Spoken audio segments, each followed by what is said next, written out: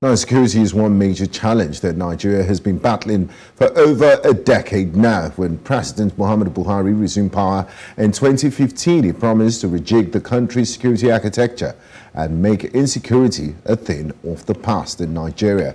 With just a month to the end of the current administration, has the president fulfilled his promise? Is the country now insecurity-free? Before getting into the conversation proper, let's give you a background into this. For more than 14 years, Nigeria has battled different security challenges, ranging from terrorism to banditry and kidnapping for ransom. President Muhammadu Buhari emerged on the back of a campaign that focused on the fight against insurgency. But with barely a month to the end of his administration, the troubles of years past still persist. Nigeria has spent billions of naira on overcoming these issues, but they continue to come in various forms, from school kidnappings to insurgents' daredevil act in the north. The question of Buhari's security legacy still hangs around. The southeast has also faced its security challenges from the proscribed security outfit of the Eastern Security Network, the ESN. Also in southwestern Nigeria, state governors founded a security network, the Western Nigeria Security Network, codenamed Amotekun, to protect the region. In a country where the main control of security operations lies with the federal government, the subject of Nigeria's security challenges has failed to stop hovering on the head of its president. Now, joining me tonight in Secure the Continent to discuss this, I have Alex Okonkwo, a security analyst, joins us from Nigeria's commercial capital, Lagos, and also Temitope Olodo, he is a preventive terrorism expert and joins us from the United Kingdom. A warm welcome to you, gentlemen, and thanks for joining me on the program. Thank you for having me. Thank you. I'd like to start. Thank you.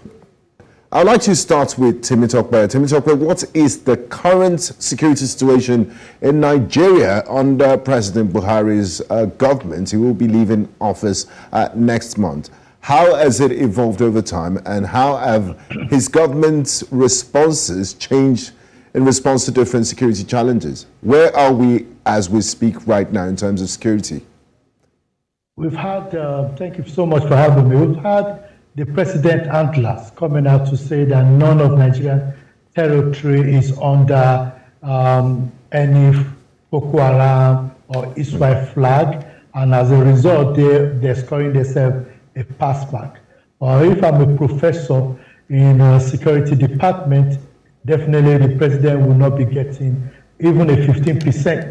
But before you go on, speaking at a forum yesterday or 2 days ago, Mr. President said when you're judging him, when you're doing an assessment of his security, you should judge him fairly, and I believe that's what you're doing. Oh yeah, definitely. I will not do less than that. I'll use what we call an hamburger principle. There are things the president have done, and I have to appreciate that. There are things that our military have done in the past and are still doing, and I salute them. But when you compare the activities and things that the intervention that have been put together by the administration of President Muhammadu Buhari against best global practice, the president will not score 30%. I'm sorry to say that. I love the president. I love him. I've met him before in the past. I know he's a sincere man. I know he loves Nigeria. But fortunately, some of the interventions they've put in place and have been misplaced. Some of the engagement they've used have not actually worked. And that's why many Nigerians over a period of 8 years have lost their life. One life lost is more than anything else. And I think the family of Le Shahibu will not believe the president if he says that that he's done a lot. I don't think the family of the Chibok girls will not be happy with the president if he says he has done a lot on security. And many of the Nigerians that have been killed in violent extremism will not believe the president if he says he's done a lot. Of course, he's bought ammunitions and he's done a lot of things, and I know we're going to be talking about that. But when you look at reduction of violence extremism, it has not gone down, it has actually gone up by the time we finish our analysis today. Thank you, Temitope. I'd like to bring Mr. Okonkwo into the conversation at this part. Alex, Temitope scored the president 30% in terms of security. When he came into power, many people were hopeful that as a retired general, he will nip the security threats in the bud. But I guess the hood does not make the monk. Now, what are the main security threats faced by Nigeria under President Buhari's government, and how are they affecting different parts of the country? And how are these threats interlinked, and what has the government's response been? Is the government dealing with them holistically? Because we do understand that certain issues are situated geographically in different regions. It's not just one type of security threat. Yes, definitely. Thank you for the occasion, and I say a big thumbs up for Mr. Temitope. Now, the reality is this. You just started rightly by saying we voted in the president at that time, expecting that as a military general, these things will be solved, in a military manner, very quickly, very decisive. One thing we all forgot, and I think the president is the first person that forgot that, was that some of these issues that we have, in fact, most of these issues, have a more social and economic background. So while you're doing a lot of militarization, a lot of military operations and all that, if you're not accompanying it with the social aspect of it, you are just, in fact, pouring water into a basket. I can tell you for fact that the first set of Boko Haram fighters that we had 15 years ago, most of them are decimated, dead, injured, or too old to fight. We are actually, as we speak, fighting against the third generation of terrorists. That means those who have joined ISWAP, those who have come from kidnapping, those who have come from Niger, and all that, and so on and so forth. So we are already at the third generation of terrorists, probably even the fourth. So guys who are 19, 20, 25. They were not the first one. They were not with Shekau. Most of them didn't meet Shekau. So what I'm trying to say is this. The error was general. All of us made that error. We thought it was only going to be military. The solution was going to be military. No, we're going to have terrorism and kidnapping for a while with us in Nigeria, as long as we don't solve the social ills that lead us to that. I can tell you, Benga, and Temitope knows about this as well. We already have 3 million children who go to the Amajari schools. The Amajari schools end at the secondary level, something equivalent to that, let me just say. How are you going to employ them when they become men? What are we going to do with these guys when they reach the age of 20, 25? The problems are still ahead of us. So while I agree totally with Temitope with the rankings he gave, I would just nuance it a bit by saying we cannot totally judge the security results of the current government just by the outcome. We should also look at the effort. You see what I'm saying? So, because sometimes the effort does not relate immediately to the results, but the effort has been more than precedent governments. The budget has increased, the welfare for the military has increased, the interaction, interagency interaction has increased. We can say that clearly. It does not mean that the results are out there yet, because I think, personally, that we are not doing everything we should do. We're doing a lot of military, but not enough of social and on-ground policies. Thank you, Alex. Earlier during your submission, Temitope, you talked about the hamburger principle. Now, I want you to get into details of that in scoring the Buhari administration's efforts to tackle security in the country. How effective has President Buhari's government been in addressing the security challenges in Nigeria? And what are some of the successes and failures of the government's strategies? What lessons can be learned from them, and what should the incoming government do? What should they get rid of? What do they need to sustain? And just to mention, I believe it was under this administration that the Nigerian Navy launched the Falcon Eye, and we also have a counterterrorism center that was launched by the president just a few weeks ago. Yes, I totally agree with my brother, and it's hit the nail. Hit it on the nail. Let me be very clear. I look at terrorism from a three-part perspective. When you look at the theory aspect of it, I'll score Mr. President 100-100.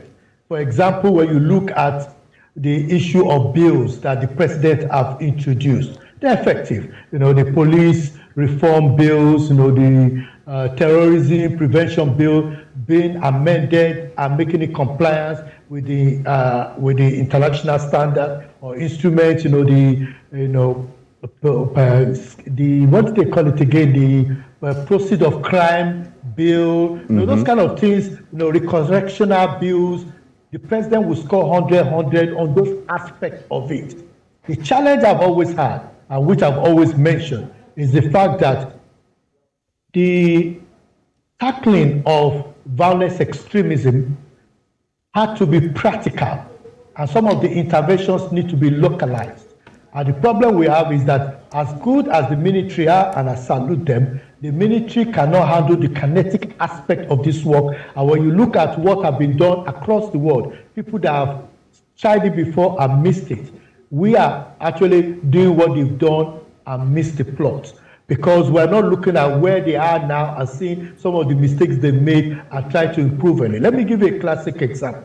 My good brother talked about the recruitment strategy of Boko Haram and ASWAP. Up to today, as we speak, no government department, either the DSS or not the DSS, normally it should be the police, isn't it? But the police or the military have come out to say this is our strategy to deconstruct or to ensure that the recruitment pool of Boko Haram will be dealt with. To bring it from maybe, if it's 30% before, to bring it down to 10%. And it speaks exactly to what my brother was talking about, because when you say, okay, how do we stop them from being able to recruit? Then you'll be looking at the social elements. What are they doing? We know that they were giving money to people and they entrapped them with that money. We know that some of the Almanjiri children and people, of that age, the fourth generation, as my brother mentioned, are people that they tend to recruit. So what have we done to move them away from them, to deconstruct those individuals and make them valuable members of the community? We have not seen any strategy along that line. So what we've done is that while we are killing them, the next generation is still coming. Do you know that even in the UK, they try to avoid killing even the top of the gangs? Because they know that if they kill them, the 10-year-old and 12-year-old are even more dangerous than the elderly 25 and 30-year-old. So that is the science. So I think it's important for your viewers also, in less than 30 seconds, to remember that it was not the military, it was not the Nigerian government that actually killed Shekau. It was ASWAP that entered into our territory, go to a place where no man can go to, eliminate Boko Haram leader and walk out freely. So they help us to actually reduce the violence extremism caused by Shekau faction. Because if Shekau was still alive and doing what he does, and the ASWAP people are still doing, we will still be maybe number 3 or number 4. The reason why we're number 8 today on the global terrorism index is because of that. Exactly. So that is where the problem is. Of course, the president and the military, they bought a lot of weapons, but I always say you cannot use a tank to kill a bush rat. Certain things are not meant for certain things. I'll give you a classic example. They are talking about buying, scanners for train stations. But which of the European countries, Spain, Europe, where I am, Britain, where I am, England, New York, have scanners for interstate trains? It's not necessary. I'm not saying it's not that they shouldn't buy it, but it's a wasted money, because I would have taken that money and given it to private security companies to man those routes, so that those people will not be able to get to the route in the first place. And that is where I talk about priority missing. The priority is not right in terms of how they, put their interventions together. And I think those are issues that we're going to go deeper into as this conversation continues.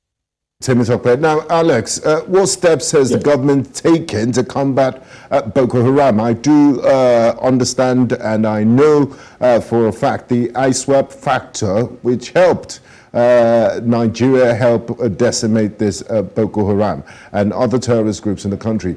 And how successful have the government's efforts been? What role also have regional and international partners played in supporting these efforts, and how have they contributed to the overall success or failure of the government's counterterrorism strategy? Well, let us start it right by saying ISWAP now is the biggest terrorist group in West Africa. They've taken over Boko Haram. In our country, particularly, they are recruiting younger. They have more funds, and they are also more violent. Don't forget, their basis was to attack military standpoints. They made it an ideology that they attacked only security agents initially. They've diversified, so to say. We have been having regional, Nigeria is in the forefront of regional collaboration here in West Africa. We do a lot with Chad, we do a lot with Cameroon, and all the other countries. I must say, we must realize what we're saying. It's not just a Nigerian problem. All of West Africa has terrorist groups.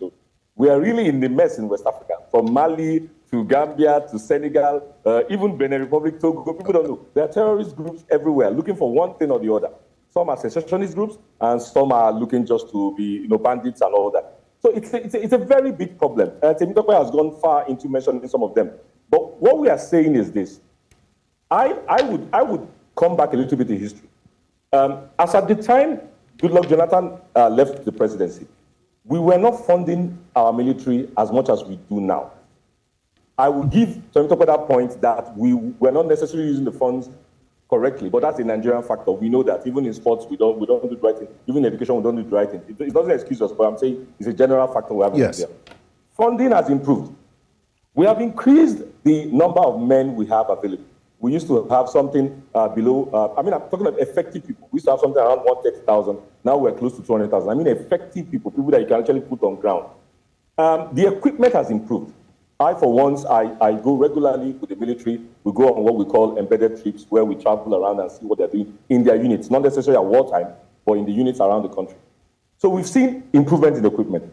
The Nigerian Air Force, for example, under President Buhari, bought close to 36 different aircrafts. I'm talking of helicopters and fighter jets and all that. I am not saying they're all ideal, but I'm saying at least you can say the effort was there. Because if these efforts were there initially, maybe we will not be at this point where things are totally, it's like as if it's uncontrollable.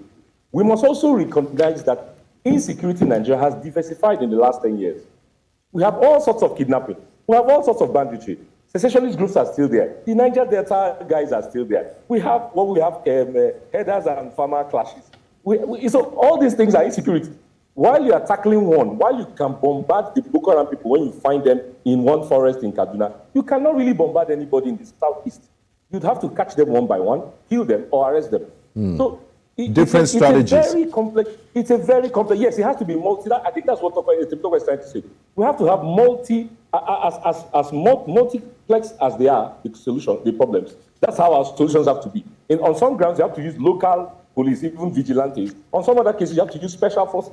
You see the difference. We're going from vigilantes who probably carry batons to special forces who can parachute themselves and leave in the night and nobody knows. And then you kill the top people that are menacing a place in Benue or a place in Borno. So the diversification of the terrorist security problems obliges us as a nation to diversify our solutions. And that is where we're not getting it right. But it's not just President Buhari. Jonathan didn't get it right. Obasanjo, when he was there, failed to cut these groups when they were just about to start. They all presented themselves as religious groups. Gbenga, please don't forget, at the dawn of the presidency of Buhari, there were caliphates in this country. I hope you remember. Yes, they were flying. I mean, you had flags of flags of terrorist groups in about 7 local governments. In Adamawa, in parts of Borno. I am not saying that all is well. What I'm trying to say is that because we spent more time fighting some kind of insecurity, we were probably not prepared for the way it evolved, which sometimes does not necessarily need military, but needs nipping it in the bud. So we didn't get ready for the way it was going to divide. IPOP, for example, have always existed for at least close to 20 years. Nobody knew they would get to a point where they would start doing sit at home. You see, and that it will affect the whole economy of the Southeast. And it's not helping anybody at all. Both IPOP guys and the government, it's not helping them. In fact, IPOP people are saying sometimes they are not responsible for some of the things that happen in the Southeast because bandits have now leveraged on that. So you see, these things are changing daily, weekly, even by hours. So the reality is that we have been incapacitated by various reasons, some human, some strategic, but mostly because nobody had the planning, the strategic planning to see how these things will evolve within a short time. 10 years is actually a short time. Okay. Thank you, Alex. Now, like Alex said, and we've said all through the program today, that Nigeria's security problems are quite complex and of different types. So in response to that, you need different approaches. Now, my question to you is, how has the government responded to this one growing problem of banditry in the country? And how successful have these efforts been? What is the root cause of this problem, and what measures have been taken to address this? I also want to ask you this question. Just before the elections, we noticed that there was relative peace in the country. We didn't hear reports of kidnappings, banditry. Was it that the media was more interested in the elections and these things were going on in the background, or did it just stop? It actually did not stop. If I start with your last question, it did not stop. I think a lot of people were not moving around as they usually move around. Some decided to back off because some of the political actors were playing some games at the bottom. I'll leave that to EFCC and DSS to explain that. But just like my good brother said, you see, the challenge we had was that when the president came in initially, the kind of security challenge that we had was they had a belief, a mindset that the kinetic approach would be the only solution to it. As they go along, they realize there is not just the kinetic approach, there need to be a non-kinetic approach, which a lot of countries have come to realize very quickly, which is what I was explaining, that if only we're using examples of other countries, we will not need to be going through it all over and all over again. And I believe that one of the solutions to the challenge ahead is that just like with the corruption aspect, even though we have EFCC and ICPC, the president also has an advisory group on corruption. Just like we have the Ministry of Finance and we have all the other apparatus that are dealing with economic issues, we still have a presidential committee on economic growth. And I believe what we need now is a presidential advisory group on tackling violence, extremism, and terrorism in Nigeria, made up of civilians who are experts in different fields, who could advise the president from a civilian perspective, not kinetic, to say, Mr. President, this is how we can bring ourselves down from number 8 to number 25 in the next 8 years. This is how, for example, we spent over a period of 11 years, we have lost 1.3 trillion, to cost of violence. This is how we can reduce violence in our country. This is how we can reduce our ranking on the global index of peace. So we need a civilian approach to it. The president initially thought, by designating those groups who are bandits, designating them as as terrorists might solve the problem, or even giving them the carrot might solve the problem. The issue is, when people are kidnapped, we don't even know the names of the people kidnapped, because in the first instance, you don't even know who the people are. Some of them are known, but we don't know the little ones. As I speak to you from Kent in London, if somebody is creating problem in my area, all the unemployed people are known, because government is providing support for them or helping them to go back to school, and they know the ones that are criminals. And there was a situation that I am aware of, where a crime was committed, and all the police did was just make a phone call to a guy and say, can you come and meet us in the police station? Because they already know that this kind of crime, somebody is going through the window, they know it's him. If somebody is going to slap somebody at the train station, they know there's only one person. Because certain individuals are used to certain crimes. But in Nigeria, we don't keep records. We don't have those kind of things. I'm not saying we don't have fully, but where the military are the ones that are picking people up that have committed terrorism, they are the people that will identify them as terrorists, they are the people that will de-radicalize them, and they are the people that will release them into the community. It's everything by the military, for the military, of the military. It's not going to work. You need to get civilian intervention, civilian injection into the issue in order to resolve it. And that is where I think we have a problem at the moment. And I'm hoping the new administration coming in will pick up the good work that the president have done, as I've highlighted, the great work that the military have done, which I've also highlighted, but we'll take it further in order to ensure that we deal with these extremism issues that we are facing. Thank you, Temitope. Now, Alex, so far in our discussion, we've been dealing with issues that fall within the purview of the military to, protect Nigeria's territorial integrity and fight terrorists. But now let's come down to the local level, and I'm talking about the problem of kidnapping. What measures has the government under the administration of President Buhari taken to combat kidnapping and other forms of organized crime in Nigeria, and how effective have these measures been? Well, let me even start by the second part of your question. They have not been very effective. We must be honest. I think there are some good sides to it. First, let's not forget. In this same dispensation, they have managed to now do the NIN. And from the information I gather, we're getting close to 80% coverage. 80% coverage in Nigeria, which is a rural country, don't forget, it's not about Lagos and Abuja alone, is huge. That's the first thing. This is the ground for what Temitope is saying. The next government can now build on that to create a framework where we know everybody, either through taxation or through social security benefits and so on and so forth. But you need to identify who is a Nigerian and who is not, and who is resident and who is not. That's the first thing. So that was the first reason why the NIN was done in the way it was done, because it was used through your phone to get you to do it. So something is working there. We now have to share that data all around the country so that even when you go to pay your taxes, your NIN shows. When you go for your bank account, your NIN shows. We know, identify you and identify. That can help the kidnapping aspect, because at the end of the day, you still have to collect ransom. That's why you're kidnapping, essentially, for those who are doing that. That's the first thing. The second thing is there's definitely going to be a need for cameras in particular zones in the country. Every country is doing it. I'm not saying we should do it as extreme as it is in the UK. Of course, they have the funds. But we can start somewhere. Public places where people meet together, stadiums, things like that, train stations and whatever. I'm even talking outside the train station, not even inside. At least places where people gather, motor parks and so on and so forth. That can be done. And then let's not forget, we've mentioned it here even without saying the word, education. At the end of it all, Benga, if I say without a doubt, most of us here are either close to 40 or above 40. We know how we grew up. Your uncle was part of your training. It was not just your father directly. We have lost that tissue, but we've not moved to the tissue yet that of the Western countries that have a safeguard.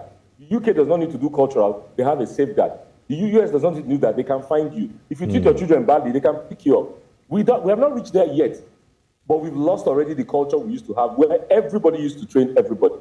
That's how we secured the country before. It was not the military that secured the country. It was because if you messed up in your compound, your uncle or your neighbor's father would already knock you.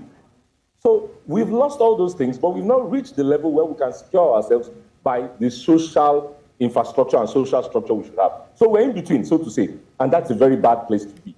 That's so our cultural, and then we need to go back to, as much as many of us might not like it, having the cultural aspect and traditional aspect should have an impact on security. So it cannot just be military on the ground. And Temitope has emphasized on that, and we've done that in several other missions. So there's that aspect that I'm expecting that the new president, not being a military man, will keep his eyes more on. You see what I'm saying? Yes. All these other aspects that are more social and educative, so to say. Thank you, Alex. This is a fine place to go on a break. We'll go on a quick timeout, and when we return, we'll continue our conversation here on Secure the Continent. Do stay with us. We will be right back after this short timeout.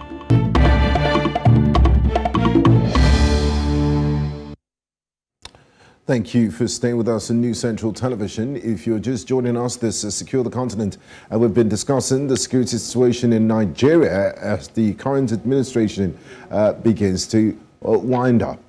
We still have here with us Alex Okonkwo, security analyst, who's joining us from Lagos, and also Temitope Olodo, preventive terrorism expert, joining us from the United Kingdom. Gentlemen, thanks for staying with us on the program. Now, I'd like to come to Temitope. We've been discussing policing issues and crimes that are within the purview of the police. I remember the NSAS protest a few years ago. It was done to protest against police brutality and extrajudicial killings.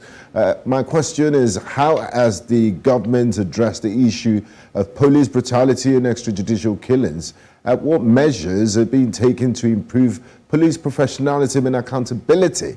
And how successful have these efforts been? And I'm sure you're with me on this, that hardly every week passes by where we don't see reports from the public or the police, sanctioning the conduct of their men for acting inappropriately. It's either they're harassing civilians or they're acting in ways that are against police code. Yes, it's one of those very difficult ones. I have to give it to the government. I'm one of those that came out to say very clearly that there is no country in the world where, Nigeria actually put their Nigeria was one of those countries that put their police on the spotlight, where each state were asked to look at issues of police brutality, and they actually not only did they, listen to it and it was televised, but where issues happened, where human beings, where individuals were clearly, mapped out as, being brutalized, they were giving money, and I think that was very, very good by the government. And I think as a result of all this, we were able also to get the Police Act of 2020 out of it. So I have to say that was good. But I think that having been a former special constable in Kent and working on secondment with the Met Police, there are a lot of differences that I still see in terms of training and development for police officers, reorientation. I don't go out of the police station when I was a police officer until we've been spoken to, told where we are going, and we're not going out to brutalize people. We're going out. Streets are given to us. Streets are given to us. Sorry to interrupt you for a quick second there. I just wanted to get your thoughts on this. The problem is not just remuneration, because a lot of people feel, if you pay them a livable wage, then they will stop all these things. Is it just the financial aspect, their monetary situation, or it goes beyond that to have a professional police service? Yeah, it goes beyond that. I'll give you a classic example of when I was in the force, where within a locality, the DPO, if we use the Nigerian approach, the DPO should normally have a safeguarding or a meeting with the community where they meet on a regular basis.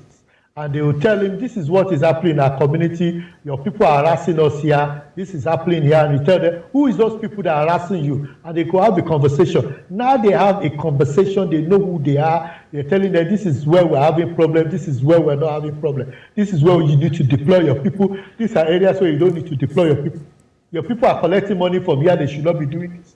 This is what you should be doing. So those are the kind of challenges that we still don't have that kind of neighborhood community engagement. They talk about community engagement at a theoretical level. They need to talk about it at a practical level, where people could know how much their police station has in their budget. And they are telling them, this is how much we have, this is how we are using that money for the community. But we have not gotten to that level yet. And I think that is the level where we need to get to. When we get to that level where community confidence is boosted, when police is your friend, and the police by consent, not by telling you, I'm the one talking to you and giving you a dirty slap. I was in Nigeria recently where a policeman was telling me to open my phone, and the person in the car was telling me, don't allow him to do it. And I said, no, let him do what he wants to do. He just wants to look at my phone. Of course, I know what he's doing is wrong, but I just felt, what? I'm not going to argue with the policeman at a very dark time of the night, evening, and with nobody there. He can plant anything in my car. He could shoot and say that I was resisting arrest. Yes. So I'm not going to waste my life for that. And that is the level which we got to. How many times have you seen Nigerians walk up to a policeman and say, can I take a picture with you?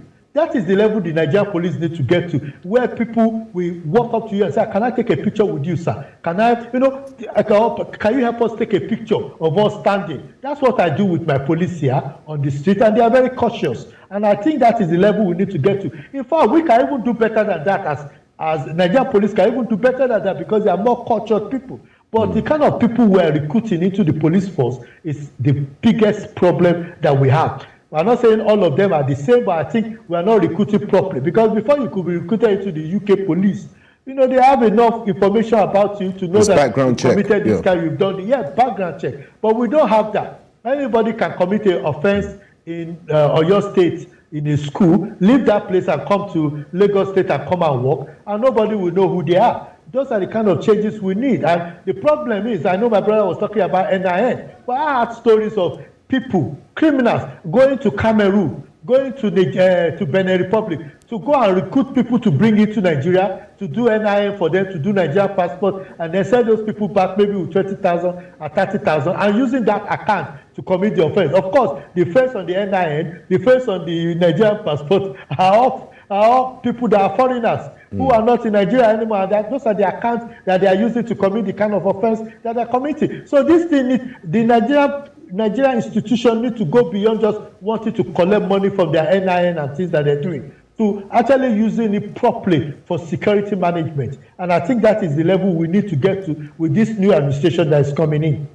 Thank you, Temitope. Now, Alex, earlier during the program, Temitope did talk about kinetic and non-kinetic approaches to the multidimensional nature of the security challenges we have in Nigeria. Now, what measures has the government taken to improve intelligence gathering and information sharing among security agencies in the country? Because we even have inter-security agencies rivalry in the country. And how effective have these measures been? Well, to be frankly honest, it was not this good in the past. A bit of steps have been done in the last 2 years. In fact, let me just go back one step. The current administration inherited a certain kind of confrontation between all these agencies you mentioned. So between the DSS, the military, even within the military, that's the Army and the Air Force. There were a bit of rivalry at the toppest level, I would say. That is getting a bit better, also due to the changes in the defense level, defense headquarters and all that. And of course, this new building, this new central building is also supposed to have this interagency personnel all working together. Let's see what that will give. Let's not judge it now. It's just the counterterrorism center. Yes, the center. It's supposed to have people from both military and a little bit of what Temitope said. So there are going to be some civilians as well. Well, call them civilians. What would you say? What would you say the solutions are to having a more holistic intelligence gathering apparatus to work for the benefit of Nigerian security operatives? Because it's a very important aspect of security. No, it will definitely. But at the same time, you would have to act locally. Everything cannot be taken, decisions cannot be taken in Abuja and effected in Ogun State from the guy in Abuja. You'd have to work with somebody in Ogun State. So a replica of what you have in Abuja should exist in Ogun State, where the civil defense is working with the police and working with the army, whatever unit they have there. Because most of the cases are actually police cases. We've mentioned it there severally. They're actually police cases because you need to know who's around, who is doing what, who is new, and who has gone and who has taken what. That is local. The army cannot do that. But some major criminals will have to be taken care of by the military because our police, we must go back and say the truth, are understaffed, under-equipped, underpaid. I mean, please add any under that you can add. I've added already 3.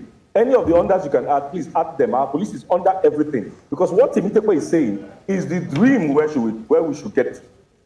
It doesn't mean that we are far from it. The recruitment is poor. We are obliged to keep our 400,000 policemen because if you sack 50,000 policemen because they are corrupt, Benga, you will not go out tomorrow in Lagos because you will not have enough policemen on the street. Already, this is one country where at 6 o'clock, all the policemen go home. I'm sure none of us have seen that before anywhere else in the world. Where policemen should be out more in the night, they are all at home as well as you and I, as if insecurity stops at 6 o'clock in the evening. But that is the legacy we inherited from many years of privileging the army instead of the police. The police in Nigeria should be at least 1 million agents, at least.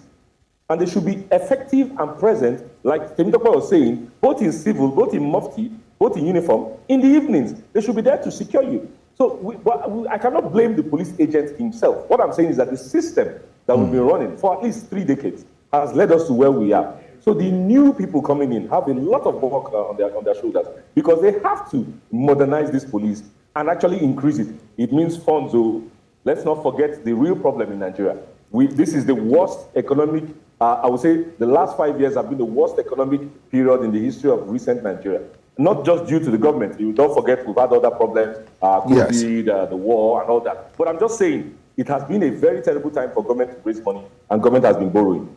What that means is that some things had to be left aside and others prioritized. And of course, the government being under a military, a former military general, prioritized banditry and terrorism more than social crimes. You see what I'm saying? But if we're going to have a civilian government, so to say, somebody who has a civilian background, like the president-elect, we want to believe he will be very responsive to what we people are calling for like. Okay. Now, Temitope, still following up from what... yes. Temitope, following up on what Alex just said about, you talked about non-kinetic approaches and that the government feels you could shoot your way out of an insurgency or shoot your way out of security problems. It brings me to this question. What is the government's plan to address the root causes of insecurity, such as poverty, unemployment, and social inequality? How are these factors related to security challenges, and what measures should be taken to address them? I think one of the challenges, again, I know the president, I know that they've created a counter-terrorism strategy.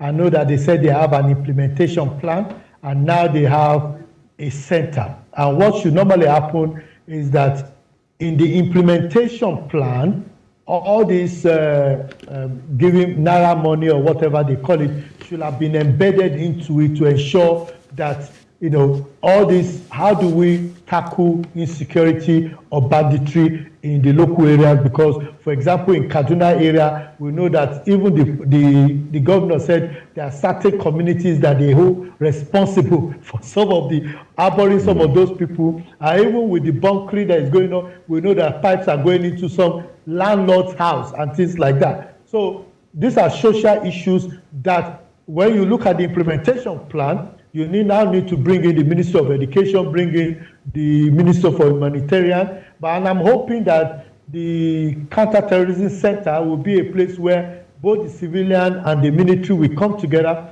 and start working collectively. Not that somebody will say, I have information, I need to go and meet the Inspector General of Police to first get the right to disclose that information. I need to go and speak to the Chief of Army Staff before I release the information. I'm hoping that those individuals will be independent enough to be able to share information, and when that information is given to them, they send it as a signal to all their other formations so that they know what to do. And because I worked in that kind of a setting before, called the Office for Security and Counter-Terrorism, and it was a mixture of both civilian and non-civilians. Civilians and military and all the other security agencies, and we worked together. I was responsible for de-radicalization even before the word was a buzzword in Nigeria, and I had budget of up to £4-5 million, and that was what we were dealing with, with my colleagues, and we were looking for places and looking for individuals who will deal with those people that have been radicalized, either in prison or out of prison. And we're giving them the money to the communities, and we're monitoring them and doing it. So those are the kind of things I'm hoping. Exactly. We don't have to. We really don't need to wait for a problem to blow out of proportion before you begin to address it. Yes. Now, yes, finally, Alex, as we begin to wrap up the conversation, if you can, in less than 2 minutes. I know you touched on this issue of communities earlier. So what role do local communities play in addressing security challenges in Nigeria, and how has the government worked with them? What can they do to make sure that this community-based initiatives are successful, and how can they be scaled up and sustained? Okay, so going forward, because I would like to be progressive about the new president and his administration would have to involve everybody. For example, the problem with IPOB cannot be solved by a purely military tactics. So they'll have to go and discuss with them. They'll have to go and discuss with these youths and find out where the grudges are coming from and what is the best solution to reinsert them into the society. The same thing with this, exactly the same thing you would do with the IDPs you have currently that are constituted of people, Boko Haram guys that have surrendered. They are close to 70,000 of them, Kinga. What are we going to do? You either find employment for them, or you would have to somehow keep them in a place where you can feed them and nurture them. Can you hear me? Yes, we're with you. Yes. Hello? Yes, sir. Yes. Good, because I couldn't get it. And then the same thing goes for the Niger Delta. So what is going to happen here is this. I know for one, for certainty, that there's something that is going to happen where even the foreign countries around us are going to be all involved in that center in Abuja. So, like, I just wanted to make that point so that Temitope knows that it's going to be a bigger set of people who are going to be independent to work in that. And then the solutions are going to be local, because we're going to go back to state by state, region by region, so to say, southwest region, southeast region, with their specificity on the kind of issues they have. Because the south-south region, the problem they have are totally different from what's going on in Borno. And then a place like Adamawa, where the problem from Cameroon is somehow coming into Nigeria. You know, they have I'm sorry, Alex, we have to go at this point. My producers are telling me on the comms that we've fast run out of time. I'd like to say a big thank you to you, Temitope Olodo and Alex Okonkwo. It's been an absolute pleasure discussing these issues with you. Thank you for your insight and your contribution. Thank you. For having us.